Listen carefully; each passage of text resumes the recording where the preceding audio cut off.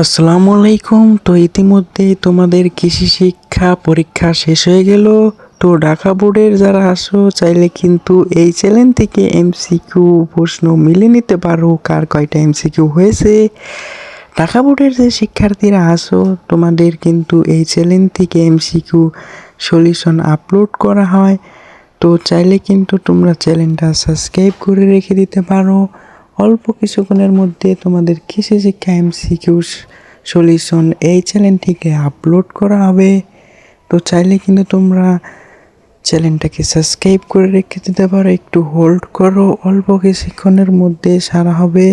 আর এখন যে ভিডিওটা করছি এটা কিন্তু আগের সালের প্রশ্ন।